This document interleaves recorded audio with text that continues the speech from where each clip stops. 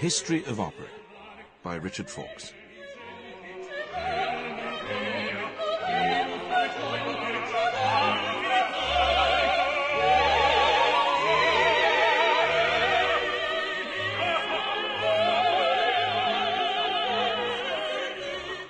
Opera, the most irrational of the arts, in which people sing all the time, usually in a language no one in the audience can understand and often can't hear anyway. In which the heroine invariably takes half an hour to die while the tenor shows off.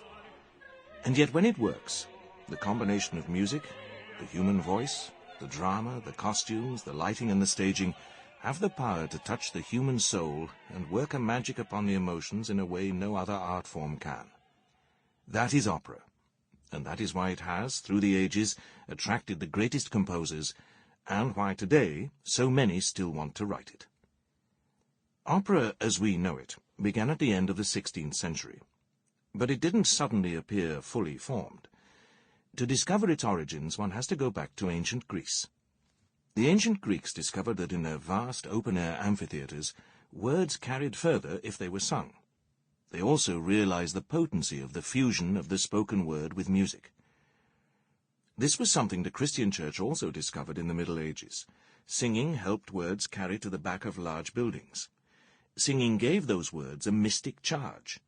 As drama evolved from the liturgy and performances moved outside the church, first onto the steps and then into the marketplace, it followed quite naturally that music should continue to be incorporated into the performance as well. Music remained an important element of dramatic representations throughout the Middle Ages, and by the time of the Renaissance, magical dramas were extremely popular in the Italian courts. Although not intended to be acted, they did attempt to delineate character through music. One of the most successful of these was the comedy L'Anfipannaso by Orazio Vecchi. Vecchi was born in 1550 in Modena. He became a priest and choirmaster at Modena Cathedral, before becoming head of music at the court of the Duke of Modena. Despite being a priest, Vecchi was best known for his secular rather than his sacred music. He wrote L'Anfipannaso in 1594. It features characters from the Commedia dell'arte, such as old Pantalone, the bumbling Dr. Graziano, a bragging Spanish captain, comic servants, a chorus of Jews, and young lovers. The story is told in a... Sample complete. Ready to continue?